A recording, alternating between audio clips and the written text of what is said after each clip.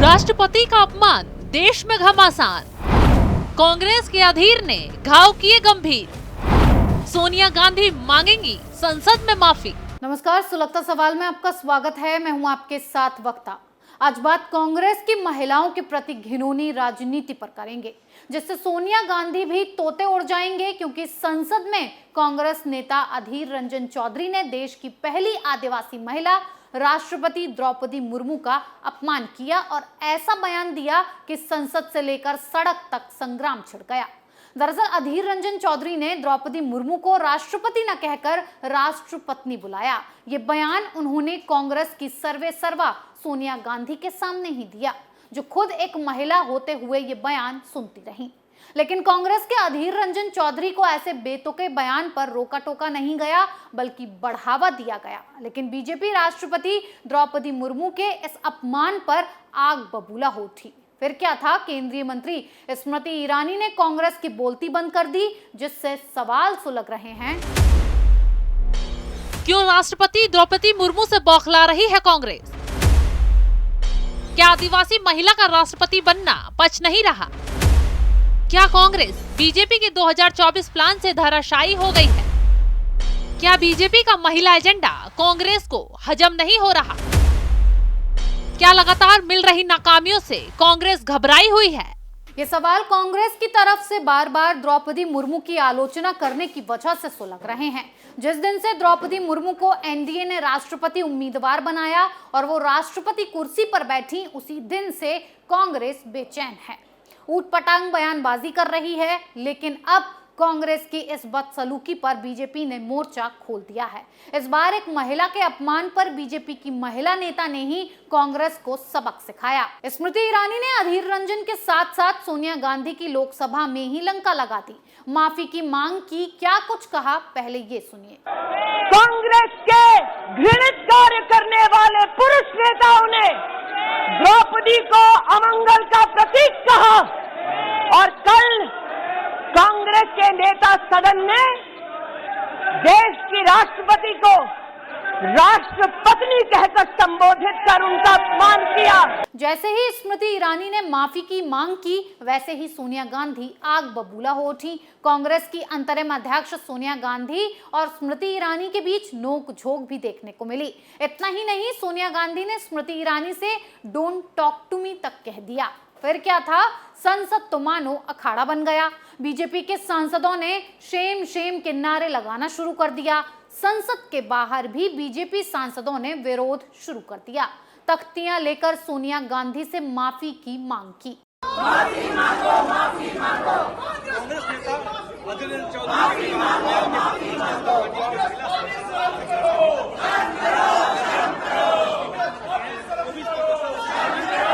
शर्म आती है सोनिया गांधी के ऐसे एटीट्यूड पर, जो एक महिला होकर दूसरी महिला का अपमान अपने नेता से ही करवा रही हैं। क्योंकि जिस वक्त अधीर रंजन चौधरी राष्ट्रपति द्रौपदी मुर्मू को राष्ट्रपत्नी कहकर बुला रहे थे, तो सोनिया गांधी सामने ही बैठी हुई थी। तो ऐसे में अधीर रंजन चौधरी, जिनकी पार्टी की सर्वेसर्वा सुप्रीमो खुद एक महिला हैं, वो संसद में महिलाओं के अपमान कर द्रौपदी मुर्मू को राष्ट्रपत्नी कैसे बुला सकते हैं?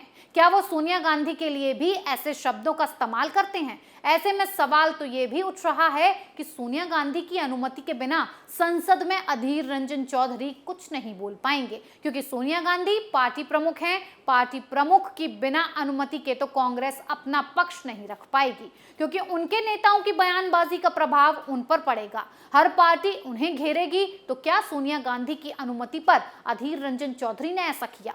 इसीलिए सोनिया गांधी ने तुरंत अधीर रंजन चौधरी को माफी मांगने की बात कही। वैसे भी संसद की मर्यादा को तार तार करने की विपक्ष के नेताओं में होड़ लगी हुई है। इसीलिए एक के बाद एक नेता को संसद से निलंबित कर खदेड़ा जा रहा है। लेकिन सवाल ये है कि क्यों कांग्रेस को द्रौपदी मुर्मू से मिर्ची लगी हुई है? क्यों लगातार ये लोग उन्हें निशाना बना रहे हैं? उसको ये बात अभी तक हजम नहीं हो पा रही है कि कैसे एक दलित आदिवासी महिला राष्ट्रपति बन गई है। ये आरोप बीजेपी की तरफ से भी लगाए जा रहे हैं। ये आरोप लगाने की वजह कांग्रेस के मुर्मू पर दिए विवादित बयान ही हैं। कभी कांग्रेस द्रौपदी मुर्मू को बीजेपी की कठपुतली बता देती है, तो कभी राष्ट्रपत्नी। अब बीजेपी क्यों ये मुद्दा उठा रही है, तो ये भी आपको बता देते हैं। दरअसल बीजेपी ने विपक्ष की हार के लिए ही द्रौपदी मुर्मू को राष्ट्रपति बनाया है। बीजेपी की पूरी रणनीति ही यही है कि एक तो द्रौपदी मुर्मू महिला हैं और दूसरा वो आदिवासी हैं, जिसका प्रभाव सीधा सीधा महिला वोटरों पर पड़ेगा, क्योंकि देश की 50% वोट बैंक महिलाओं का ही है। तो उसमें भी आदिवासी महिला हो तो आगे का रास्ता बीजेपी के लिए मजबूत हो जाता है। वैसे तो बीजेपी पर जो ठप्पा लगा हुआ था, बीजेपी पर विपक्ष आरोप लगाता था कि बीजेपी आगड़ो बिजनेसमैन उद्योगपतियों की पार्टी है, व्यापारियों को समर्थन देती है। अब बीजेपी ने आदिवासी महिला को राष्ट्रपति बनाकर विपक्ष के मुंह पर तमाचा मार दिया। ये साबित कर दिया है कि वो अगड़ों पिछड़ों सभी की पार्टी है। बीजेपी में हर तबके को अहमियत दी जाती है। द्रौपदी मुर्मू के दांव से बीजेपी ने 2024 के लोकसभा चुनाव में अपना रास्ता साफ कर लिया है। यही वजह है कि कांग्रेस द्रौपदी मुर्मू की वजह से बौखलाई हुई है।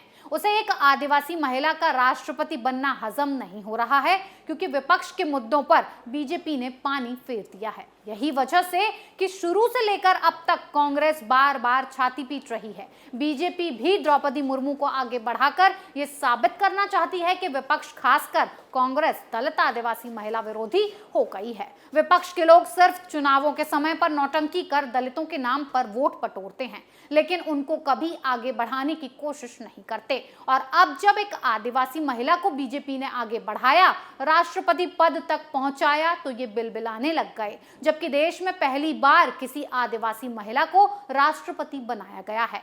तो अब उसके लिए इस तरह की टिप्पणी करना कांग्रेस के लिए शर्मनाक है। हैरानी की तो इस बात की है, जब अधीर रंजन चौधरी चौतरफा घिरे तो भी उन्हें शर्म नहीं आई। ऐसे में हंसकर ये कहते दिखाई दिए कि गलती से उनके मुंह से निकल गया। वो बीजेपी से नहीं, खुद जाकर राष्ट्रपति से माफी मांगेंगे। एक तो कांग्रेस बदतमीजी कर रही है और ऊपर से सीना जोरी भी बराबर दिखा रही है। लेकिन बीजेपी ने कांग्रेस को पूरी तरह से घेर लिया है, जिससे कांग्रेस बैकफुट पर आ गई है। अब सोनिया गांधी के सीधे संसद में माफी मांगनी पड़ेगी। सोनिया गांधी बौखलाएं या फिर कुछ भी करें, सोनिया गांधी की स्मृति ईरानी पर बौखलाने की वजह से उनका राहुल गांधी को अमेठी से हराना था। हर वक्त कांग्रेस के हाथ बीजेपी के जरिए निराशा लग रही है, इसीलिए कांग्रेस बौखलाहट में गालियों पर उतर आई है। सोनिया गांधी को भी संसद में स्मृति ईरानी से इसीलिए ही मिर्ची लगी थी। सुलगता सवाल में इतना ही। नए सवालों के साथ फिर पेश होंगे, तब तक के लिए देखते रहिए कैपिटल टीवी।